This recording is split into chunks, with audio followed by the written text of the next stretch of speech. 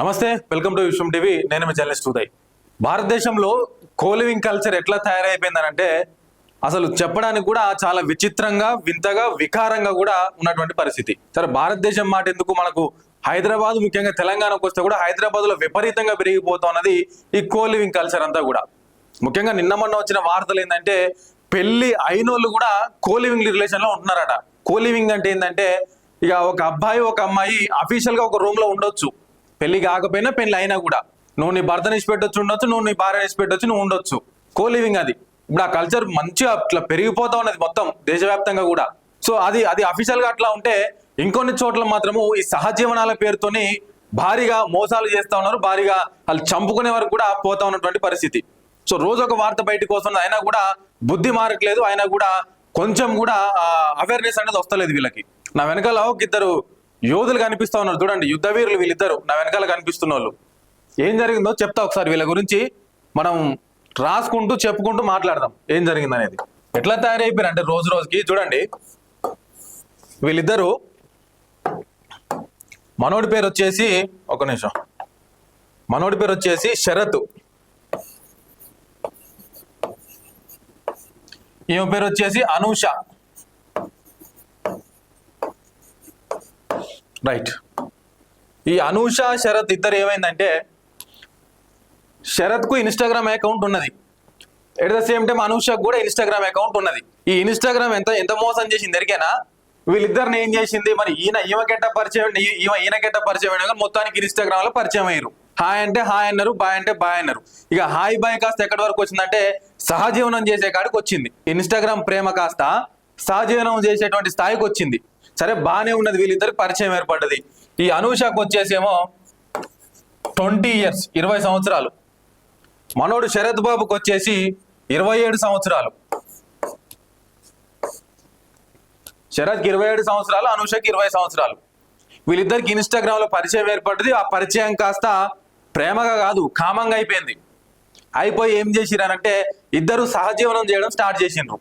సహజీవనం అంటే ఏంటంటే, ఇప్పుడు ఈమెకు ఈమె ఇద్దరు పెళ్లి చేసుకోలేదు, అఫీషియల్ ఎక్కడ పెళ్లి చేసుకోలేదు, ఇద్దరు లవర్లు కూడా కాదు, జస్ట్ పరిచయం ఏర్పడదు అంతే.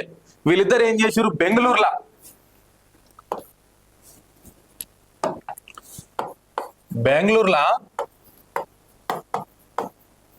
మల్లేశ్వరం అనేటువంటి గ్రామం,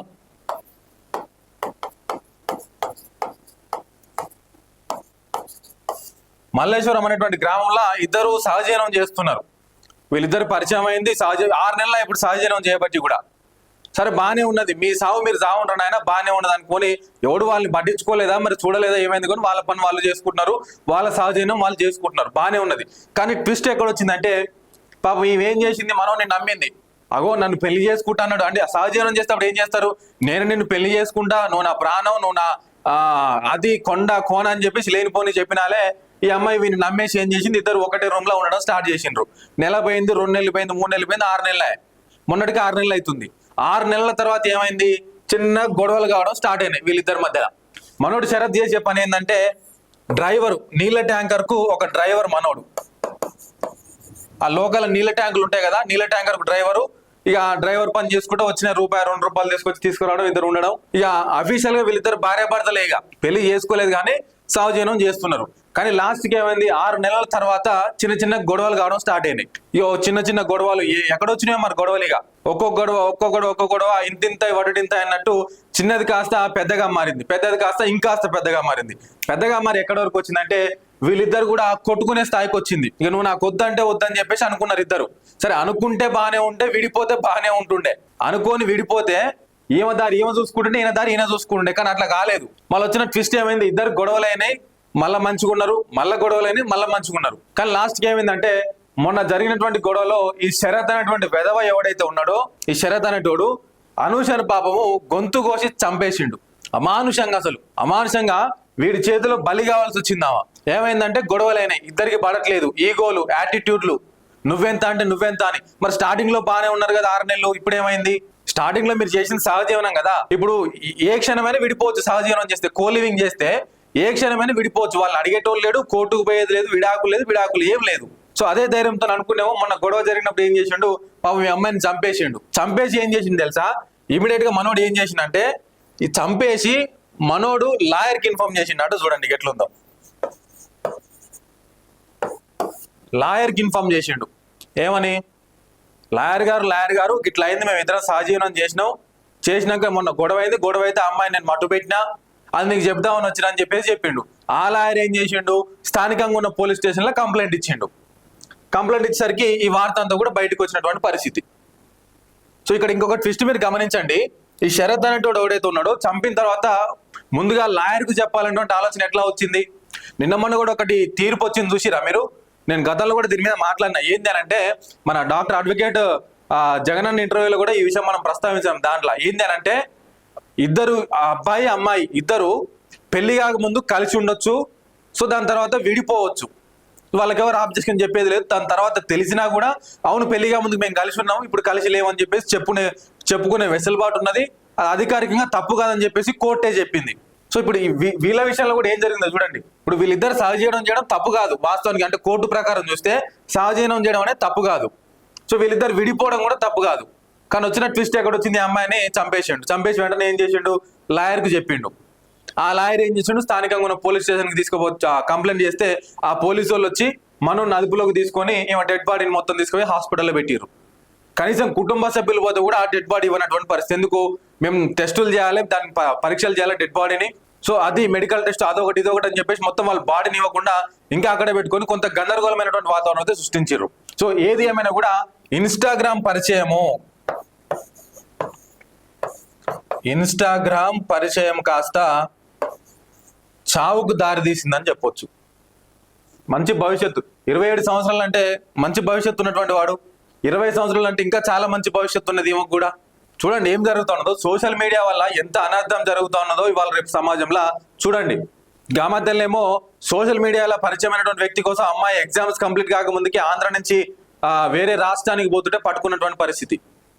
మరికొన్ని చోట్ల సోషల్ మీడియాలో పరిచయమైనటువంటి వ్యక్తి కోసము బెంగళూరు నుంచి తెలంగాణకు వచ్చింది ఒక అమ్మాయి, కేరళ నుంచి హైదరాబాద్కి వచ్చిండు ఒక అబ్బాయి, వేరే దేశం నుంచి ఇక్కడికి వచ్చిన వాళ్ళు కూడా ఉన్నారు. సోషల్ మీడియా పరిచయం అది అంతా కూడా కేవలం సోషల్ మీడియా పరిచయమే. అది మన చేతిలో ఉన్నటువంటి ఫోను ఎంత డేంజర్ గా ఉన్నదో మనం ఒకసారి ఆలోచించాలి దీని మీద. ఇప్పుడు ఈ అమ్మాయి కుటుంబం ఆగమైనట్టుగా దీని మీద ఎన్నో ఆశలు పెట్టుకొని నా బిడ్డ మంచిగా ఉండాలి, సరే ఏదన్నా అనుకొని ఎంత వరస్ట్ తల్లిదండ్రులైనా కూడా బిడ్డ మంచిగా ఉండాలని కోరుకుంటారు. బిడ్డ ఎంత వరస్ట్గా తయారైనా కూడా రాబోయే రోజులలో మంచిగా ఉండాలని చెప్పేసి కోరుకుంటారు. కానీ ఇప్పుడు అది లేకుండా పోయింది. చూడండి వీళ్ళు ఏం చేస్తాడు, ఆ లాయరు 2 రోజులు జైల్లో పెడతాడు, మళ్ళీ తీసుకొచ్చి బయటికి తీసుకొస్తాడు, తర్వాత వాని జీవితం వాడు గడుపుతాడు, ఇంకొక అమ్మాయిని పెళ్లి చేసుకుంటాడు యథేచ్ఛగా. సో అట్లా నేను చెప్పేది ఏంటంటే చాలా వరకు ఇట్లాంటి సంఘటనలు ప్రతి సందర్భంలో మనం చూస్తానే ఉన్నాం. సోషల్ మీడియాలో ఈ సోషల్ మీడియా ద్వారా పరిచయం అయ్యి ఇట్లాంటి ఘటనలు జరిగిందని మళ్ళీ సోషల్ మీడియాలో చూస్తున్నాం మనం. అట్లా చూసినాక నేను కూడా మన మైండ్ సెట్ మారట్లేదు. అట్లా చూసినాక కూడా ఇవాళ మన ఆలోచన విధానం మారతలేదు. హైదరాబాద్ లో ఈ మాదాపూర్ అయితేంది, హైటెక్ సిటీ అయితేంది, కొత్తగూడ అయితేంది, ఆ ఏరియాలలో విపరీతంగా కోలివింగ్ హాస్టల్ వెల్లివిరుస్తా ఉన్నాయి. ఆ ఏరియాకి పోతే కోలివింగ్ హాస్టల్ అని ఉంటుంది, మొత్తం పేరే కోలివింగ్ హాస్టల్, కోలివింగ్ పీజీ అని ఉంటుంది. గతంలో సరే ఉద్యోగాలు చేసేటువంటి అమ్మాయి అబ్బాయి కలిసి ఉంటున్నారంటే ఏమో అనుకోవచ్చు, కానీ పెళ్ళైన వాళ్ళు కూడా వచ్చి కలిసి ఉంటున్నారట కోలివింగ్ లో. చూడండి ఎట్టున్నదో. ఏం అవసరమయ్యా ఒక అబ్బాయి ఒక అమ్మాయి, తెలవని అబ్బాయి తెలవని అమ్మాయి ఒకే రూమ్ లో ఉండడం ఏం అవసరం? దేనికి సంకేతం ఇస్తుంది కోలివింగ్ అనేది? సో కోర్టులు మన ఇచ్చినటువంటి తీర్పు ఆధారంగా ఇంకాస్త రెచ్చిపోతా ఉన్నారా? కోర్టు ఇచ్చినటువంటి తీర్పు ఆ కేసు వరకే చూడాల్సిన అవసరం ఉన్నదా, లేదంటే వీటన్నిటికి కూడా వర్తిస్తుందా? యథేచ్ఛగా రెచ్చిపోతా ఉన్నటువంటి పరిస్థితి వాళ్ళ సమాజం మీద. సో ఏది ఏమైనా కూడా సోషల్ మీడియాలో మీరు జాగ్రత్తగా ఉండండి. ఒక వ్యక్తి కానీ ఒక అమ్మాయి అబ్బాయి కానీ అబ్బాయి అమ్మాయి కానీ మెసేజ్ పెట్టినప్పుడు 1కి 100 సార్లు ఆలోచించండి రిప్లై ఇచ్చాము. ఎందుకు పెడుతున్నది, అసలు పెట్టేవాళ్ళు మనుషులేనా లేకుంటే ఏఐయా, అది కూడా గమనించుకోండి. సో తీరా ప్రాణాలు పోయిన తర్వాత చేసేది ఏమీ ఉండదు, పోయిన ప్రాణం అసలే తిరిగి రాదు. సో సోషల్ మీడియాలో అవేర్నెస్ పెంచుకోండి, సోషల్ మీడియాని మంచి కోసమే వాడండి. ముఖ్యంగా యూత్ అందరూ కూడా ఈ సోషల్ మీడియా వాడుతూ ఉన్నటువంటి ఎవరైతే ఉన్నారో వాళ్ళందరూ కూడా మంచి కోసమే ఉపయోగించాలని చెప్పేసి విశ్వం టీవీ తరఫున మేము కూడా కోరుకుంటా ఉన్నాం. మరిన్ని వీడియోస్తో మీ ముందుకు వస్తూనే ఉంటాను, చూస్తూనే ఉండండి విశ్వం టీవీ.